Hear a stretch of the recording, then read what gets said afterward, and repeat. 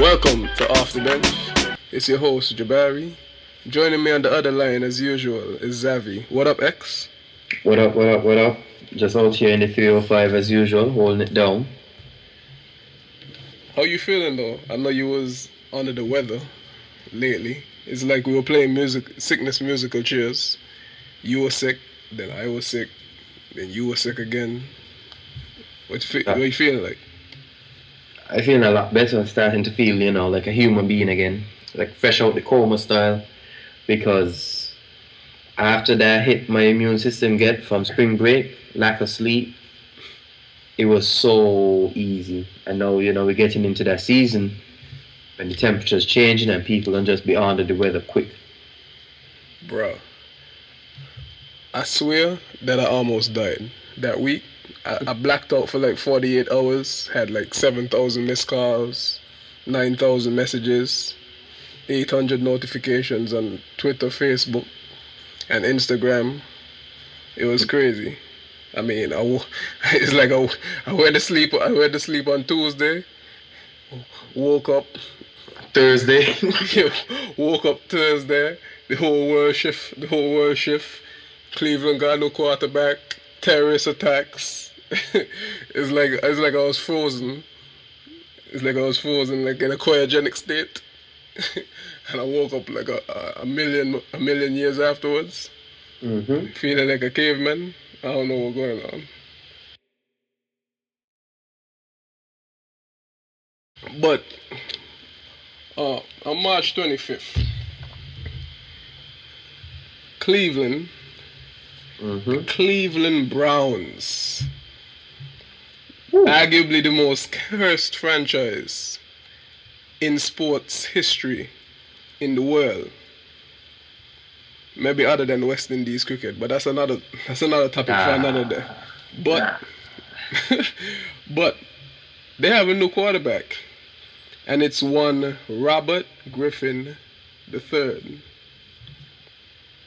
That I'm glad to see RG3 getting a job somewhere else. He had to leave. Had to leave Washington. There was nothing for him to do in Washington. Management already made up their mind they didn't want Robert Griffin III. So it doesn't make any sense for him being there. He was the third string quarterback behind Colt McCoy and Cousins. So why should he be there? I find it strange in that RG3 has shown that he could be better than both those guys and any of the last 20 Cleveland Brown quarterbacks. 25. But my biggest thing about this is I would have preferred if RG3 went somewhere that he had time to get his confidence back and get back into this I am a quarterback in the NFL. He just to get back that feeling. But in Cleveland, he ain't gonna get that. Because if you look at that entire team, it's going to be a new team with new head coach. Hugh Jackson. Hugh Jackson. And Hugh Jackson trying to get on in the Homeboy Hall of Fame. Because he bringing in all kinds of dudes. And, I ain't never scared to bring up the race thing, but a bunch of black dudes who going to be assistant coaches and coordinators and stuff like that. And it's not something that's seen very often, that when you do something like that, you get a lot of time. So now you have Hugh Jackson in Cleveland with RG3. And if them dudes don't start winning, like, immediately, none of them dudes gonna get a job. None. Well, it seemed to me that the Cleveland ownership has been sort of bipolar over the past few years, because they've been changing out head coaches, offensive coordinators, you know. Mm-hmm. And frankly, players at seemingly like an unprecedented rate. It's really strange how ownership has acted. It seems like they're very impatient and they've overshot their expectations on several occasions as to what the team should do, or should be like, or should look like, or their record should be. And really, it's been a messy situation. But my question is like, why did the Browns really sign Griffin? Is he done? Now, I don't know how to answer that question. I went looking back to see what type of performance he had and how his performance dropped off over the years.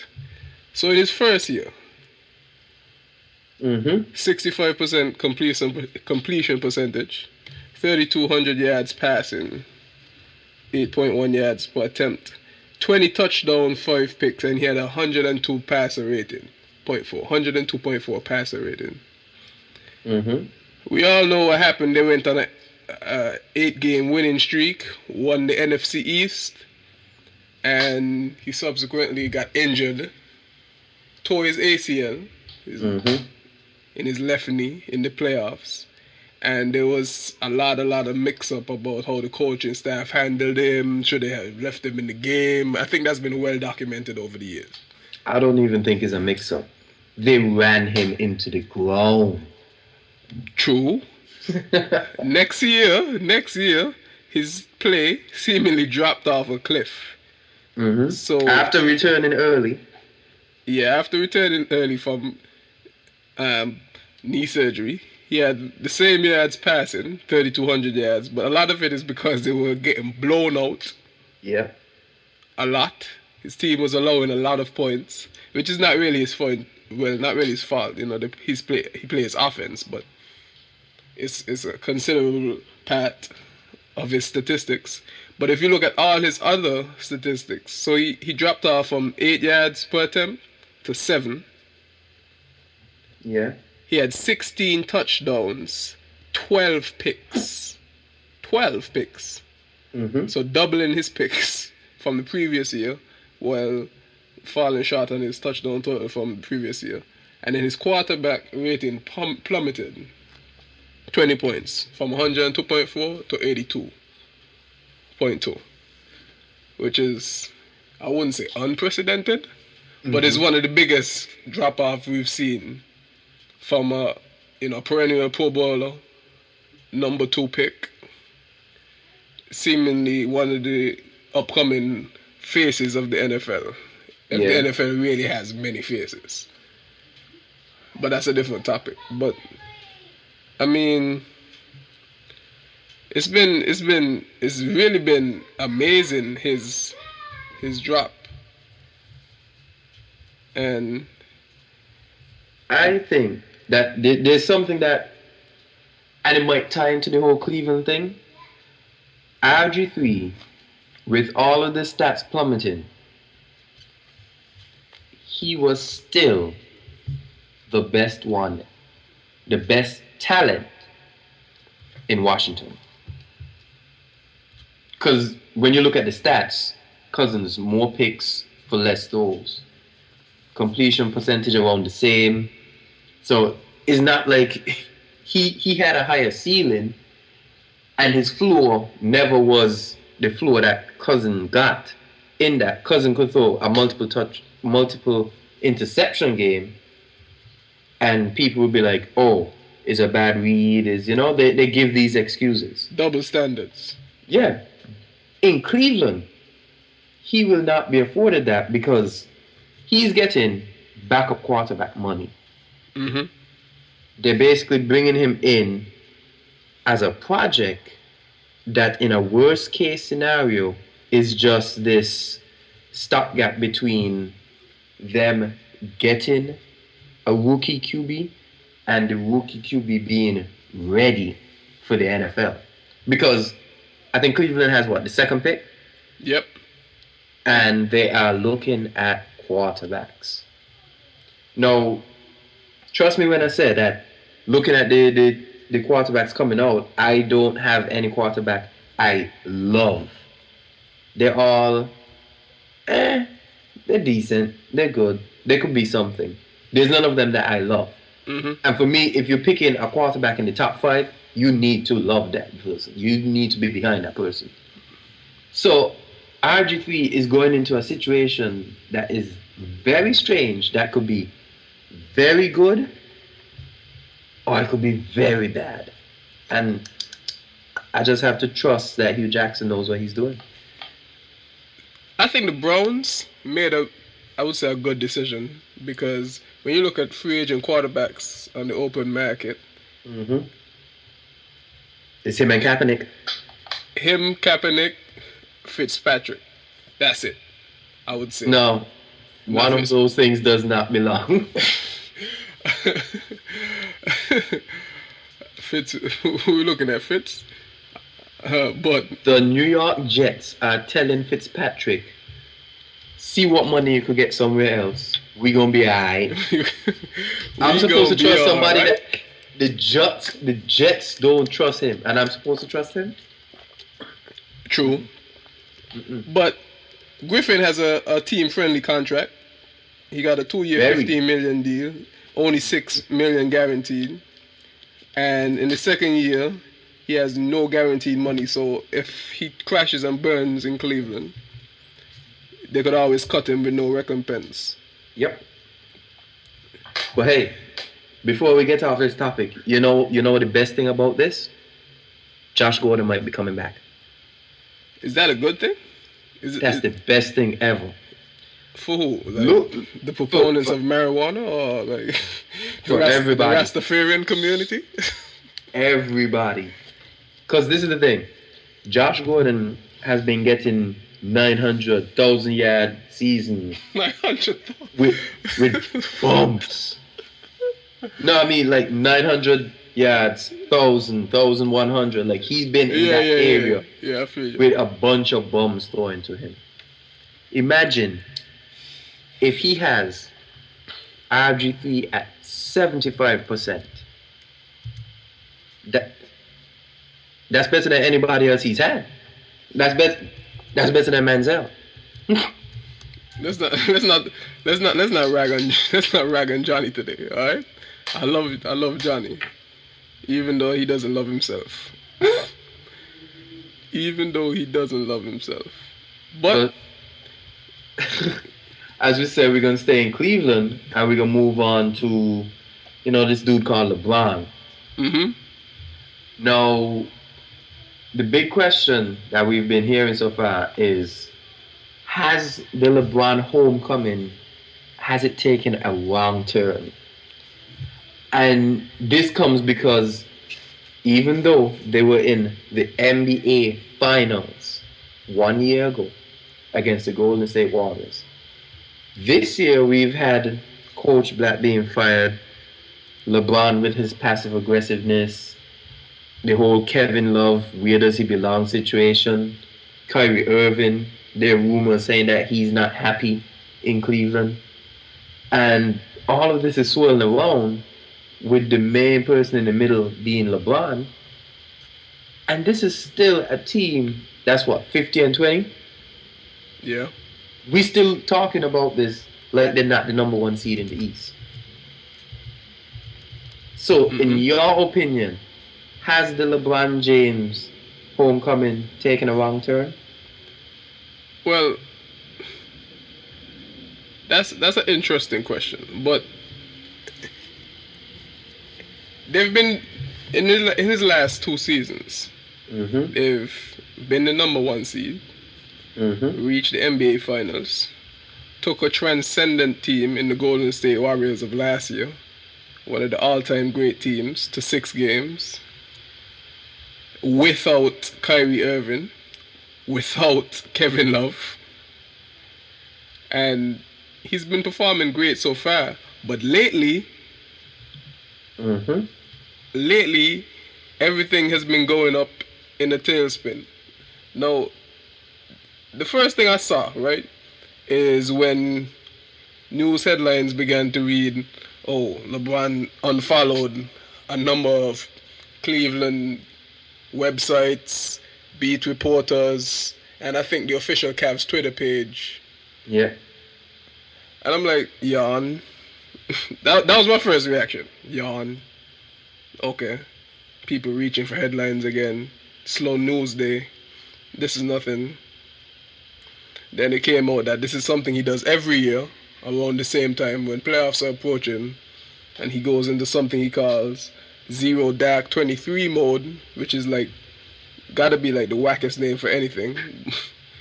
But it sounds like an anime, right? Like it sounds like a Gundam. Yeah. People keep forgetting that LeBron is kind of corny. Kind of He's corny. been he's been he's been a cornball. Amazing player, but it doesn't matter. He's still a cornball. Tell me why, like he even had, why he goes into a mode, like, what is that? Is he a Power Ranger? Like, what's up? Anyway, so he goes into the Zero Dark 23 mode, right? And he shuts off all his social media accounts, and he goes into a mode where he doesn't communicate with the outside world. And by the way, this is something like 95% of NBA players do when approaching the playoffs. They don't look at the news. They don't check their phones often. They cut off themselves from the outside world to focus on their team and to have the immense focus that it takes to go through the rigors of the NBA playoffs in order to seek, a championship. Yeah. However, it's LeBron. He's one of the biggest stars in the world, literally one of the biggest stars in the world. Yep. And everything he does gets magnified by a billion. That being said, what really made me raise my eyebrows is later on in the same week, they asked him about playing with Carmelo Anthony, Dwayne Wade, and Chris Paul. And CBS Sports quotes him saying, "I really hope that before our career is over, we can all play together," James said. "At least one, maybe 1 or 2 seasons, me, Melo, D-Wade, CP, that's Chris Paul, we can all get a year in. I would actually take a pay cut to do that. Maybe at the end of our careers, maybe sooner. One more ring chase, this time with everyone on board. It would be pretty cool," James said. "I've definitely had thoughts about it. We'll see." That's not happening. Forget it not is happening. Why? Why say this? Why? Like, help me out here. Why? If you're LeBron, why? Because you can. And because LeBron has proven to be passive aggressive. He's been passive aggressive all the time. He posts stuff on the internet saying, "Yeah, nobody works out like me." What is he saying? He's telling his teammates they need to work out harder. But, that only affects some. Guys like that ain't affect J.R. Smith. J.R. Smith sipping some Henny like, "Oh, why you don't post these bitches though?" Ooh-wee. But he said he calmed down because there ain't nothing in Cleveland to do but, watch Netflix and play 2K. He did say that. His players fall off a cliff though this season, J.R. Smith. But hopefully he gets it together for the playoffs. But I've seen enough of J.R. Smith flaming out in playoffs to not have any trust in him. But my thing is like I understand that is news for somebody, but that's not news for me. LeBron, he was asked the question and he felt he needed to answer, so he answered. But LeBron, right? LeBron is, in my opinion, one of the most self-aware superstars in the league. Yes. I guarantee you, he reads all these things. He just like my dude Draymond Green. He reads the columns on NBA.com, on ESPN.com, on Yahoo. He probably looks at his Twitter replies and his Instagram replies. He reads social media. He knows what people are saying about him. He's very self-aware. That's why he drops all these tweets and hints on Insta and Twitter. But this is such a weird way to lead, though. I'm a huge fan of LeBron, right? And I think sometimes that we take his greatness for granted. We do. But we do. he acts weird. Like this is so weird. Maybe it's because this is so new, and we're probably in the era of, well, we're definitely in the era of social media, and this is the first time we've seen, let's say, one of the world's biggest stars in a sporting team be so plugged in and self-aware with this whole marketing campaign. Be a witness. Then there's the whole "I'm coming home" thing. Everything he does is so planned and calculated to appeal to the greater audience. So why, with all this PR savvy, he's making these blunders over and over? And I just don't get it, man. I just don't get it. But this is, I think, something that people don't understand. LeBron's Twitter, the impact that his Twitter has. Unprecedented. When LeBron tweets something out, it is going to reach more people. That one tweet is reaching more people than if there was a commercial during a game. So you're telling me that he basically has the outreach more than the NBA when he tweets something than an NBA at a game. So when he says he wants the Samsung Galaxy S7 on his Twitter, is more than the Samsung Galaxy S7 commercial during LeBron's game. He has a lot of reach. Which is why this whole situation is not mistakes. All of this is very calculated. All of it. Now, what the calculation is, I don't know, nor do I really care if it doesn't translate directly to the court. And right now it doesn't. What is there to gain by saying this? How can he, quote unquote, inspire his teammates if that's what he's actually trying to do, by putting out these comments? I have absolutely no idea. LeBron probably he's on another level. He's just thinking on another level right now. That's the only way I can get it out, because I don't see why, how. Like, my only thing, if I was in that situation, the only reason I answer that way is just because I don't care. Somebody asked me a question, and I just don't care. But before we close out on this, the one thing I need to speak about is LeBron and Kyrie isn't the tag team that everybody thought it would be. Mm-hmm. And I've been a fan of Kyrie, but my biggest thing with Kyrie has always been he has the ability to pass, but he does not have the assist. Kyrie goes out there and he scores. He's done it at Duke. He came to the league. He did it in Cleveland without LeBron. He's doing it in Cleveland with LeBron. He goes out there and he gets 23 points, but he has 5 assists. And he's not your point guard, he is your score guard. Yeah, he's an off guard, even though he has a PG designation on his, on the scorecard or the NBA.com. He really plays an off guard in this offense. Yeah, but then comes the problem. If LeBron ain't handling the ball, who can handle it? Dellavedova? I love Delly. Don't take shots at my guy Delly, man. Delly has been secretly probably the Cavs' 4th most consistent and best player this season. Seriously. He has improved a lot. A lot. I think he's shooting 43% from 3. But that don't mean that when it comes down to the crunch time, people ain't gonna be like, yo, we gonna lock that boy up.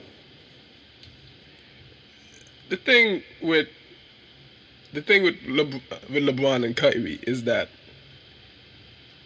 they're both extremely ball dominant. And we've seen that before, right? If you remember the first year of LeBron going to Miami, I think they were like, 12-12 or something like that. They were just barely above 500, and it took them really a season and a half to really hit that gear. Whereas him and D Wade would share responsibilities. Dwayne Wade played more off the ball. He did a lot of backdoor cuts, a lot of pin down, flare screens, a lot of different things just to get him moving off the ball. Yeah. So it ended up working because he relinquished responsibility in the offense first and foremost to LeBron, which they've done in Cleveland. So that part is checked. But Kyrie and Dwayne Wade are fundamentally different in that in Miami it was a more of an up-tempo style. They try they're aggressive in their pick and roll defense, playing the passing lane. Bosh was is extremely underrated as one of the best pick and roll defenders in the NBA, and they created tons of turnovers, got out in transition, got a lot of easy buckets. The Cavs don't play that way. Kyrie is the slowest athlete I've ever seen in my life.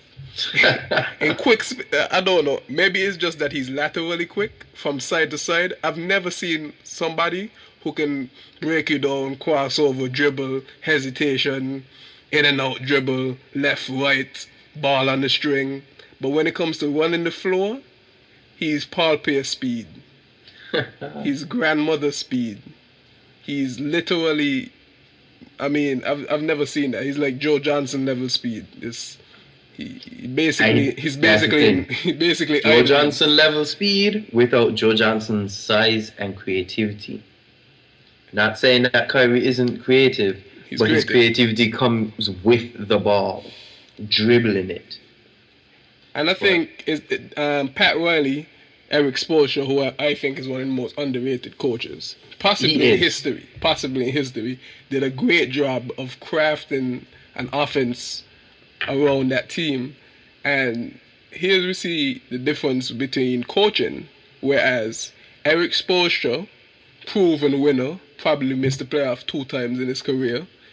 Excellent defensive coach, probably top 3 to 5 defensive coach, just on the defensive level. Multiple NBA champion in terms of as a coach, as an assistant, as a head coach. And Tyronn Lue, who's completely unproven in every facet and every aspect of coaching. So coaching is important, but there's a lot of things been bubbling. Can it work in Cleveland? I really think it can. I think there's this small overreaction in that they are number 1 in the East. And honestly, if they don't match up against Golden State or San Antonio, they win the NBA Finals easily. But they probably will, though, against one of those 2 teams. And that's the problem. I don't know. The West looking crazy right now. You never know what might happen. I see my Houston Rockets streaking again for some reason. James Harden had a triple-double last night. That's fool's gold, though. They're not going anywhere. I don't believe in them. In the East, the Cleveland has in my opinion, an easy road to the finals. I think all the noise about Toronto and Detroit matching up well with them. I think that's overblown. I want to love the Raptors. I don't believe in them, sorry. But they've never shown me anything. Like, besides being a good regular season team, they got swept. They've been to the playoffs in the past, 2 to 3 years? 3 years. 3 years. And all 3 times they've lost in the first round, right? Yeah. To the Brooklyn Nets also. Didn't they get swept last year by Paul Pierce? Yeah, they got swept, remember? They got swept by the Washington Wizards. Paul Pierce's, and I say Paul Pierce's because he was the most important player during that run, swept them. After game 2, he said, because they had the higher seed and Washington was the lower seed, he literally said, we ain't going back through customs. And they didn't. They didn't. They got swept. I think Dwayne Casey is an underrated coach. I love Dwayne Casey for Toronto, but it's like I don't have any faith in them. Like, people tell me about DeMar DeRozan being so great. He is talented. Yeah. I can't trust it yet. But LeBron, you need to get your act together, man. You really creating unnecessary headlines at all the wrong time that we're gonna see playing on ESPN tickers. And throughout the playoffs, like giving Jeff Van Gundy and Matt Jackson a lot of stuff to talk about unnecessarily. LeBron, get your act together, son. Get your act together. Speaking of getting your acts together, NBA put out a statement last week in regards to the new law passed in North Carolina. And we'll get more into that in a second. The following statement was issued per NBA.com.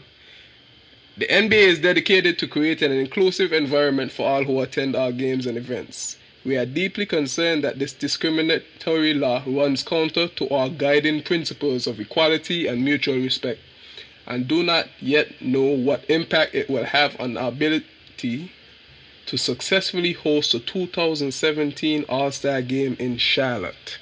This is the NBA statement regarding legislation recently signed into law in North Carolina.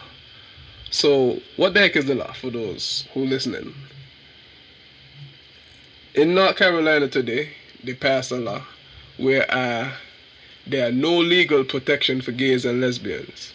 That means a private business in Charlotte, and this is per the Charlotte Observer, or anywhere else in the state can refuse to serve someone who is gay, and a bakery could refuse to make a cake for a wedding of a gay couple. In Charlotte, that will change as of April 1st, when the expanded ordinance was scheduled to go into effect, but they struck it down. So the only protected classes recognized by the state would be race, color, national origin, and biological sex. What's your take on this?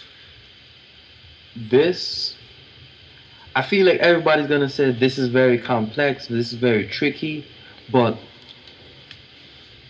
how I look at it, the NBA has, in my opinion, done a really good job of being on the right side of these things.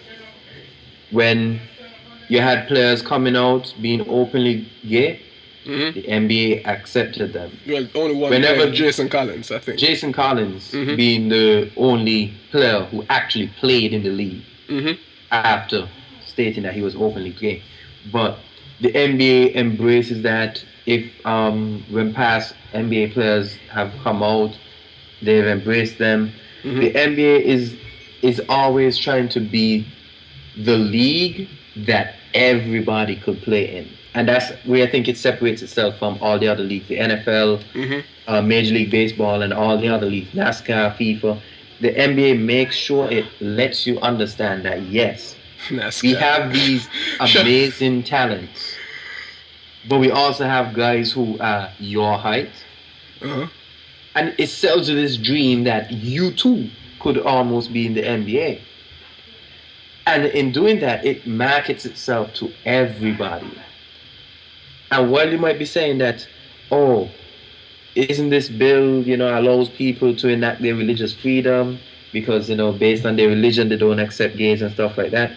The NBA isn't for that. The NBA looks at this from a human perspective of, if you are saying you do not like this person and you are going to discriminate against this person as a human being for something that, how are you going to know somebody's gay? Like, they walk around with like the gay badge on them?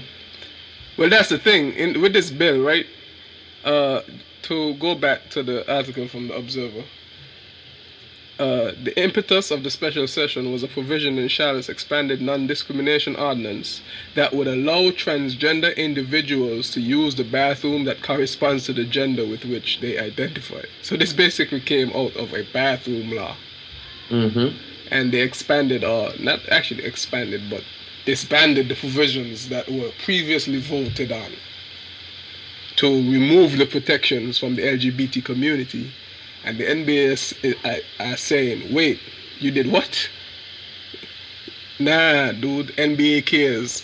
Remember that commercial with But they did have a commercial with Grant Hill and Jared Dudley and this other WNBA star. I can't remember her name, but they basically were saying the NBA has no place for stuff like this. Remember, They went hard against Kobe when he called the referee. An effing faggot. Yeah, and Rondo as they too. Rondo should. gets suspended this year for calling a referee a faggot, and then he came out and actually announced that he was gay. I forget the referee's name. Yeah, but that's the thing. That's the thing. The NBA makes sure they try their utmost to make everybody feel comfortable, and no matter your religion and stuff like that, they do say that it's a human league. So you might be against this, your beliefs might not be for this person having this decision in their life, but we deal with everybody. And I think anybody who goes to the extreme saying that, oh, we need to do stuff like this to protect what? That's my question. Protect what? So, as I say, it came from the bathroom law.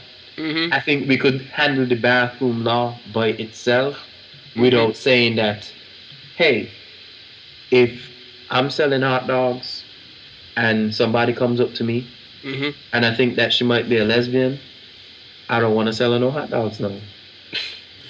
That's an interesting food item. That's an interesting food item for multiple reasons. But these jokes make themselves. But I mean, this what is a saying? Lesbians don't eat hot dogs. Yo, trust me, dude. I don't want to get in trouble with the community. I have nothing against lesbians. Y'all eat whatever y'all want to eat. That's your own personal business. I believe in freedom. It's freedom of food, if that's what we're talking about. So, saltfish. Sweeter than meat. The sausage, whatever you want. Sweeter than meat. Shout out to Sparrow. But the thing is that there's a multifaceted issue, right? Because North Carolina has been traditionally conservative throughout its history, and this is obviously a more conservative law. Anti-LGBT, that type of thing. Maybe, but the NBA, as you said correctly, has always been proactive in making their stance known against any type of discrimination, whether it be racial, whether it be, sexual orientation, discrimination, or whatever. And I think they've been doing a good job in getting the PR out that, guys, you really can't be doing this. Adam Silver has been doing a wonderful job, in my opinion, of handling, PR disasters for the NBA over his tenure as commissioner. Since he's become commissioner, one could think back to the situation with the Los Angeles Clippers, where the owner was racist. That was a whole thing. That's a whole saga that we don't need to get into. He banned him for life, and within a week or two, the Clippers was sold. So to another person, and he was also banned from attending all NBA events for life, all that type of stuff. So Silver's been doing a good job. He, as I mentioned earlier, brought down the hammer on Rondo, suspended him for a couple of games for calling Bill Kennedy a faggot, which, gay slur. And then Kennedy came out a few days later and announced that he was gay. So the NBA has been on the right side, let's say the proactive side, of seeming fair and upright to everybody. And they've always been, well, I wouldn't say always, but they have been more recently very, very supportive of, the standards of equality, the whole equality thing. So kudos to Silver for being proactive, and I hope he continues this. Speaking of equality, though, when I woke up from my, flu coma, and I just got into it, I turned on, look at the news. I came out, getting ready to go to the plantation, and I see the Brussels bombings plastered across the screen. 28 victims, 3 suicide bombers killed, 330 people injured. I think a lot of people who are listening to this have heard it ad nauseum, pass it across, all major news outlets. And, just in conversation, social media, that type of stuff. What brought me to pause, though, is when I saw a meme about some attacks in the Ivory Coast that happened just about a week prior on the 14th of March, where 6 gunmen stormed a beach town, killing 16 people before security forces shot them dead. Mm-hmm. Now, I hadn't seen this being reported on the news. Maybe it was like to the bottom in the running thing, like on CNN or NBC or whatever, but I hadn't seen it being reported. And the point of the meme was that we are so focused on, I guess it was the Western world in Brussels and more recently in the Paris attacks, and many people get killed in the African continent all the time, and we don't see it in the news. So there was this disparity in news coverage, and it was interesting to me. And I wanted to ask you, like, what were your views on this? Well, pertaining to the topic of the disparity in news coverage, I always go back to what is news. And what is news comes from two things. It comes from the journalist's perspective and from the consumer's perspective. So we're going to be looking at it as, oh, that's important to me, but you're speaking from the individual. It should be important to everybody that gunmen storm. These gunmen are associated with the Al-Qaeda. The African continent has been affected by the Boko Haram so often for so long.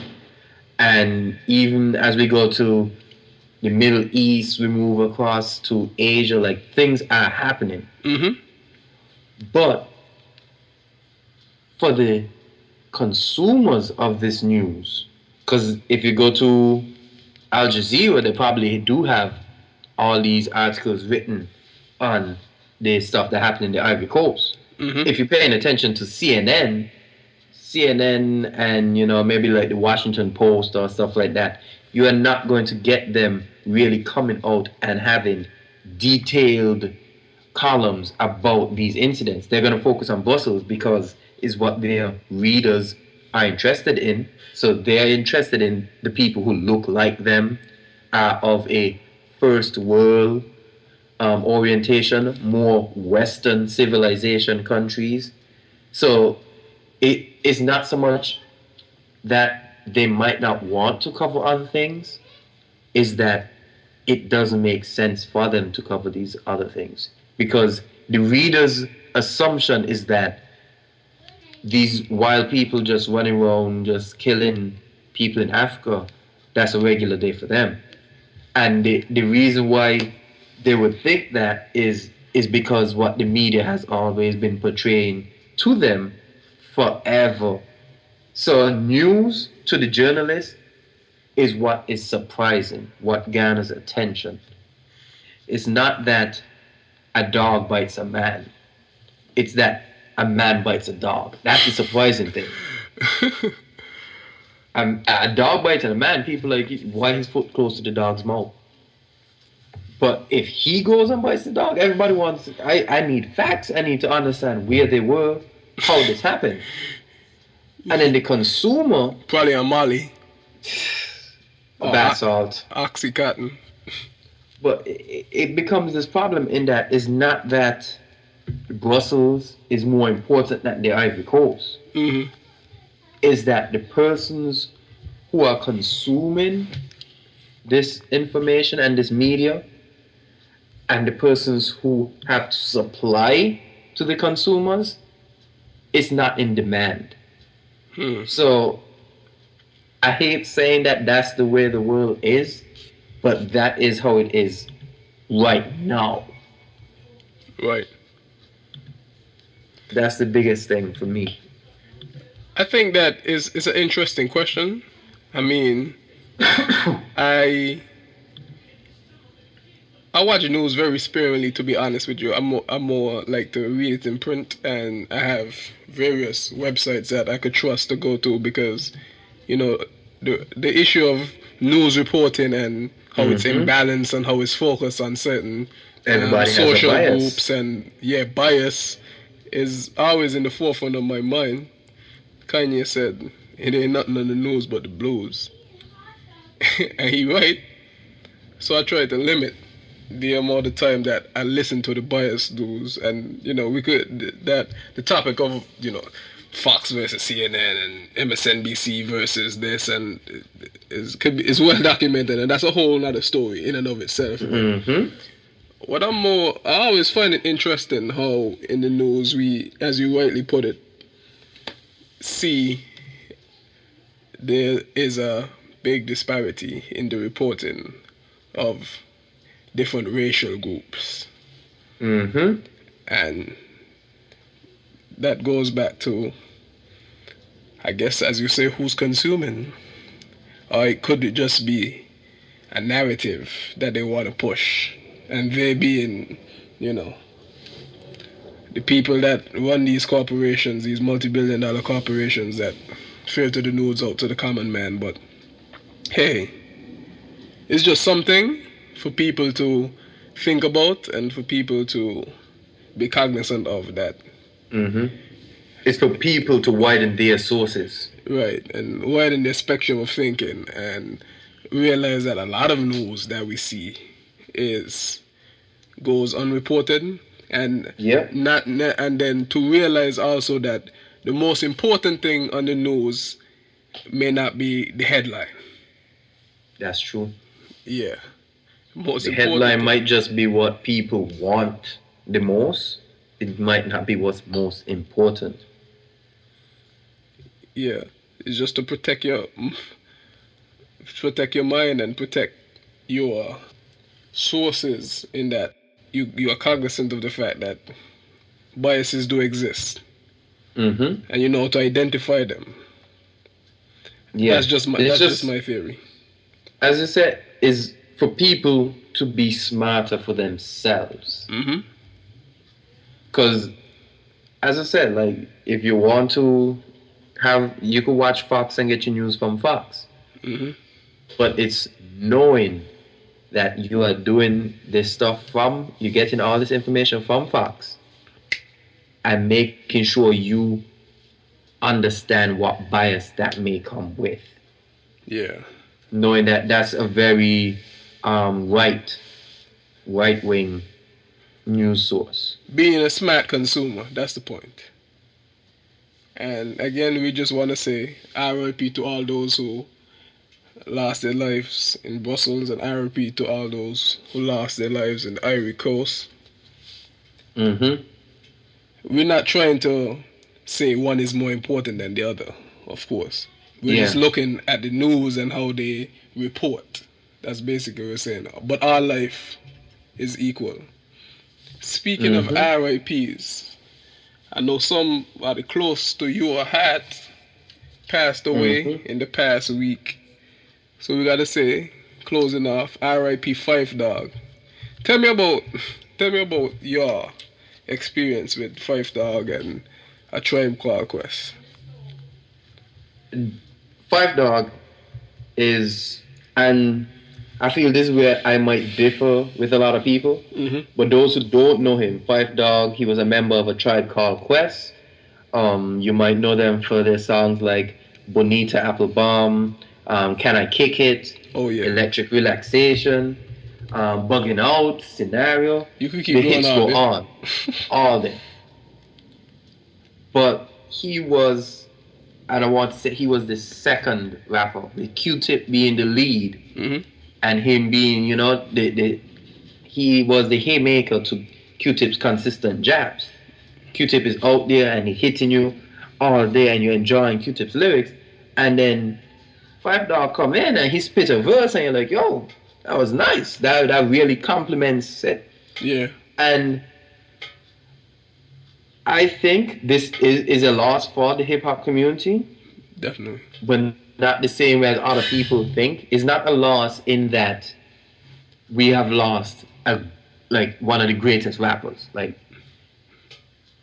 Phife Dawg was a really good rapper, really Right. really good. But he never tried. Like he didn't want to be the leader of the group. He understood that each person in a Tribe Called Quest had their role, and when each person did their role best, they turned out classics like The Law and Theory and Midnight Marauders. Mm-hmm. So Classics. I feel some people are gonna look at it at Phife Dawg the same way they look at Big Boy Mm-hmm. in Outkast, and they're not in the same role. Big Boy was one of two, and he was the other spectrum of Andre 3000. Right. Phife Dawg and Q-Tip all came with the same thing, but he was just a different voice and a different angle towards the same thing. And it is a loss because now you know for a fact there will never be another Tribe Called Quest song or Never. performance Never. like that. That's what happens. That's why it's so important. Now, who was? I know you were a huge Tribe Called Quest fan. You know, growing up. Hmm. What did the Tribe Called Quest mean to you in your, your musical journey, your hip hop journey? Well, this is the thing. I was introduced to a Tribe Called Quest from my cousin, Mm-hmm. Leah. He found a box and he had like a bunch of old CDs. Mm-hmm. I think, and at that time, I wasn't really fully deep into the internet of like knowing where to find everything. This So was him early two finding, thousands, right? yeah, him finding this box with a bunch of old school CDs like Jay Z's Reasonable Doubt, Oh yeah. um, a bunch of old CDs like Cannabis. He had like the Def Jam samplers CDs and stuff like that. And a Tribe Called Quest was one of those that stuck out for me because not only did he like it, and he didn't like force me to like it also, he played it. And I was like, this sounds different to everything else in that pile. It sounded different. Because a Tribe Called Quest, they were they made music that was nice in that it wasn't this grungy New York where your Tims and the Boom bap. stomp boom bap. We in the project hallways, talking about being in the project hallways. It was more like they had perspective. They talked about more lighter issues, and even with darker issues, they knew how to tailor it to everyone. So it was a more um, intriguing in that this nice mellow beat with these soft voice guys rapping and stuff, talking about very serious issues. Right. And also, Phife Dawg being the one who really started this whole revolution of bringing sports and hip hop so Right. much closer together. Because he performed in a bunch of like throwback jerseys. He used to be on sports radio talk shows. Scott Van Pelt had him on his show before, and it was just this whole thing The of proprietor a of the Tribe halftime Called show. Quest being this love movement, as the album would say, Yeah. and that's why it's so important to me. I do have them as third on my greatest rap groups list. Really. And without us having to get into that, Outkast, number one. I think that's a whole podcast by itself. But RIP to the 5 footer, Mm-hmm. the 5 foot RIP, assassin. condolences to him, his family, and everybody. Yo, he died of diabetes, and he was only 45 years old. And when I saw that, I was like, "Damn, Phife Dawg died. How old is he?" So I hit him up. I hit up on Google, and I'm like, "45? That's crazy." But I figured that he only had to be in his 40s. But yo, people, take care of yourself. Sometimes it's good to lay off the soda, lay off the Popeye's chicken. just lay off the collard greens and all that stuff, all that Thanksgiving and Christmas food, and have a healthy meal every once in a while. Yeah, See he used a to call doctor. himself the funky diabetic.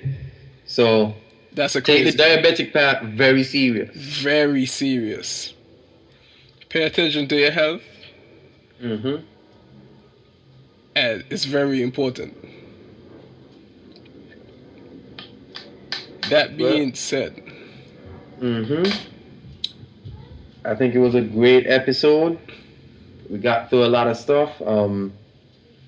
Hopefully y'all enjoyed this episode just as much as we did in making it. hopefully y'all didn't die from diabetes listening to this. RIP Phife Dawg. RIP Dawg. So, y'all can find this podcast at www.offthebenchradio.com.